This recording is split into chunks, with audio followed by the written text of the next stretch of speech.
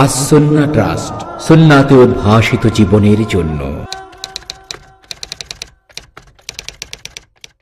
আমি তাবিজের ব্যাপারে জানতে চাই। কেউ কেউ বলেন তাবিজ কুফরি, যদি বলা হয় কোরআন দিয়ে হবে, কোরআন পড়ার জন্য, শরীরে ঝোলানোর জন্য নয়।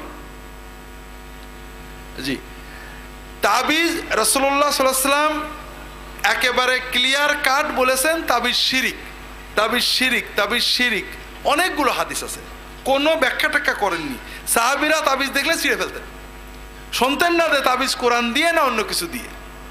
তবে পরের যুগের কোন কোন আলেম বলেছেন পিওর কোরআন দিয়ে, কোনো দাগ দুগ সংখ্যা নয়, তাবিজ দিলে জায়েজ হবে। তবে আমাদের বুঝতে হবে হাদিসে রাসূলুল্লাহ বারবার শিরিক বলেছেন, সাহাবীরা শিরিক বলেছেন, ছিঁড়ে ফেলেছেন।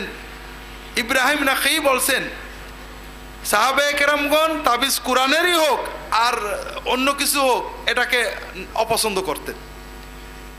সুন্নত হলো দোয়া, দোয়া নিজে পড়বেন, কাউকে দিয়ে ফু দিয়ে নেবেন, পানি পড়ে নেবেন, তেল পড়ে নেবেন, এগুলো সমস্যা নেই, আর এগুলো উত্তম। এর সাথে আপনার কোরআনের আয়াত শোনা হয়, দোয়া শোনা হয়, পড়া হয়, এতে রোহানি বাড়ে। আর তাবিজ হলে এইটা হয় না, তাবিজ আছে আমি অন্যায় আকাম সব করে বেড়াই। এই জন্য সুন্নতটার উপরে থাকা উচিত, তাবিজ আমাদের বর্জন করা উচিত। আর এমন সময় প্রশ্ন করলেন কালকে থেকে আমার মন খারাপ। আমি এই দুটো মাহফিল, গতকাল একটা ছিল, আজকে একটা আছে, আমি বাচ্চাদের ঢাকা রেখে বাসে চড়ে চলে আসছি।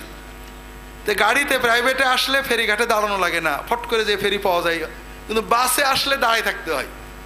তো দাঁড়িয়ে দাঁড়িয়ে একটা ওয়াজ শুনছি, অষ্টধাতুর মাদুলির ওয়াজ। এদিকেও বাজে ওদিকেও বাজে, ওখানে ছিলাম আবার খানিক আগে এসে তাও বাজে।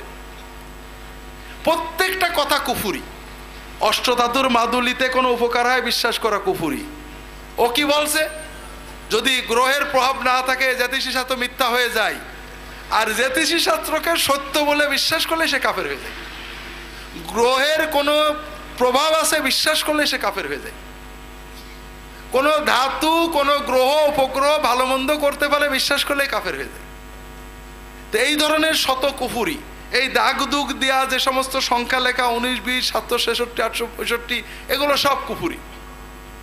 এই জন্য তাবিজ আমাদের বর্জন করা উচিত। আল্লাহ তাআলা তৌফিক দিক।